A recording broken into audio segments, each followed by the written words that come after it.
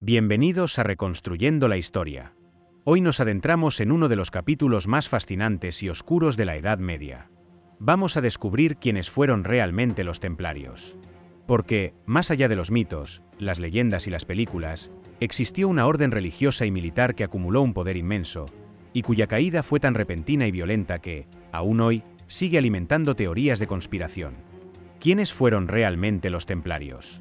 ¿Cómo pasaron de ser 9 monjes guerreros a una de las instituciones más influyentes de Europa? ¿Qué ocurrió para que un día, simplemente, desaparecieran del mapa? Y lo más intrigante, ¿qué parte de su historia es verdad y qué parte es invención? Todo comenzó en Jerusalén, en el año 1119. Tras la Primera Cruzada, los cristianos habían logrado establecer el Reino de Jerusalén. Esto abrió la puerta a miles de peregrinos europeos que viajaban a Tierra Santa. Pero el camino era largo y peligroso. Bandoleros y facciones musulmanas seguían atacando caravanas. Para proteger a estos viajeros, un grupo de 9 caballeros, liderado por Hugues de Payns, juró defenderlos incluso con su vida. Así nació la Orden de los Pobres Caballeros de Cristo y del Templo de Salomón. El nombre se debía a que se establecieron en una de las salas del antiguo Templo de Salomón, justo en el recinto de la mezquita de Al-Aqsa. En un principio, vivían con austeridad extrema. Dormían en el suelo, compartían caballos, ayunaban con frecuencia. Pero su mezcla de fervor religioso y capacidad militar pronto llamó la atención. Con el apoyo de San Bernardo de Claraval y del Papa, fueron reconocidos oficialmente como orden religiosa en el Concilio de Troyes, en 1129. Esto les concedió un estatus especial. Podían actuar en todos los territorios cristianos sin pagar impuestos, sin responder a la autoridad de ningún rey, solo al Papa. Y esto fue clave. Rápidamente, la orden comenzó a recibir donaciones de tierras, castillos, ganado, molinos, dinero y hasta barcos. Cada noble que aportaba esperaba obtener méritos espirituales. Y claro, también protección. Los templarios eran eficientes, disciplinados y tenían una estructura jerárquica que rivalizaba con cualquier institución feudal. A través de sus encomiendas, repartidas por Europa, controlaban una red de producción agrícola, ganadera, vinícola, artesanal y militar. Lo gestionaban todo con precisión casi burocrática. Pero su verdadero golpe de efecto fue su red financiera. Los templarios permitían a comerciantes, nobles y peregrinos depositar dinero en una ciudad y retirarlo en otra mediante un sistema que anticipaba las modernas letras de cambio. Así se evitaban robos y facilitaban el comercio a gran escala. Además, ofrecían préstamos con garantía hipotecaria, aunque sin intereses explícitos, por ser contrarios a la doctrina cristiana del lucro. Esta actividad bancaria, sumada a sus propiedades, convirtió a la orden en una de las instituciones financieras más poderosas de Europa. Y al mismo tiempo, seguían siendo guerreros. Luchaban en Tierra Santa, defendían fortalezas estratégicas, entrenaban con rigor y tenían un código de conducta rígido. No podían huir del combate salvo que fueran superados por una proporción de 3-1. A menudo eran los primeros en cargar, y los últimos en caer.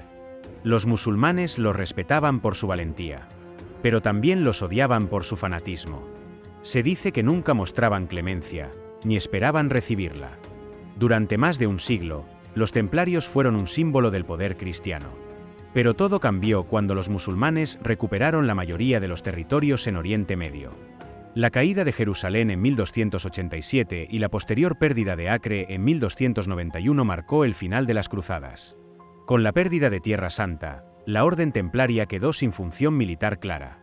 Sus caballeros regresaron a Europa, ricos, poderosos y sin enemigos exteriores. Eso los convirtió en un objetivo. Y aquí entra en escena el rey Felipe IV de Francia, también conocido como Felipe el Hermoso. Un monarca astuto, ambicioso y profundamente endeudado con los templarios. Había financiado guerras con préstamos templarios. Y les temía. No podía controlarlos. No podía influir en ellos.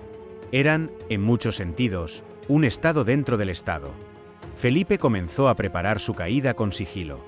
En lugar de enfrentarlos militarmente, los atacó en su flanco más vulnerable, su imagen. Orquestó una campaña de desprestigio.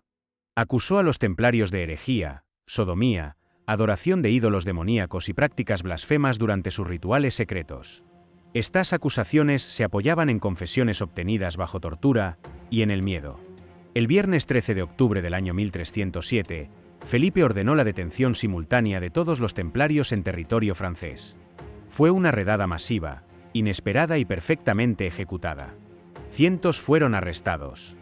Jacques de Molay, el gran maestre, fue apresado junto con otros altos cargos. Muchos templarios confesaron crímenes bajo tortura. Aunque luego se retractaron, el daño estaba hecho. El Papa Clemente V, inicialmente escéptico, acabó cediendo ante las presiones del rey. En 1312, disolvió oficialmente la orden mediante la bula Vox in excelso. Los bienes templarios fueron transferidos a la Orden de los Hospitalarios. Pero en la práctica, muchos de esos recursos acabaron en manos de la corona francesa o de nobles afines a Felipe. Jacques de Molay fue condenado a cadena perpetua.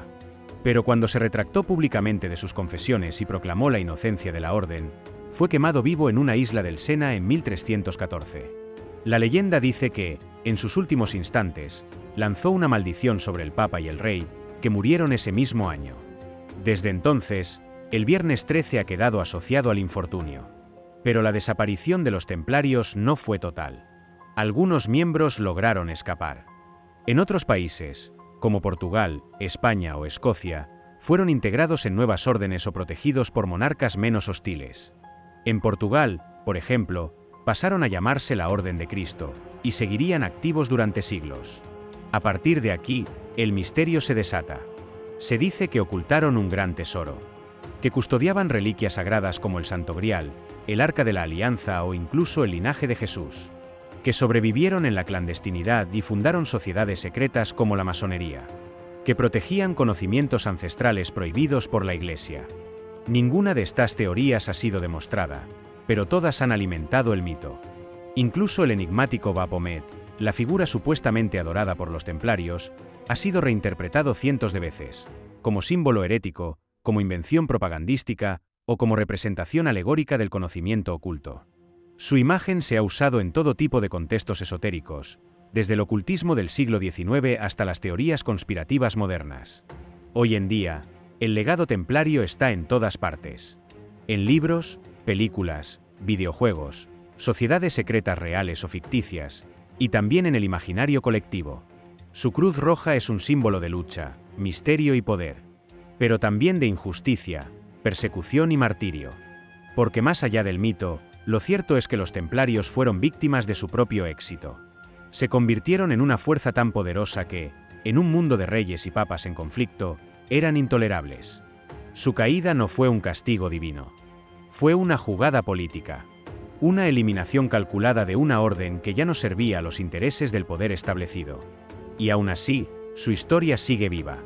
Porque los templarios encarnan una tensión eterna entre la fe y el poder, entre el idealismo y la corrupción, entre el sacrificio y la ambición. Son un espejo de la propia Edad Media, llena de contradicciones, sombras y grandeza. Gracias por acompañarme en este viaje. Si has llegado hasta aquí, no olvides suscribirte, darle a me gusta y compartir este vídeo con otros apasionados de la historia. ¿Tú qué opinas? ¿Fueron víctimas de una conspiración o escondían algo que nunca debió salir a la luz? Nos vemos en el próximo capítulo de Reconstruyendo la Historia.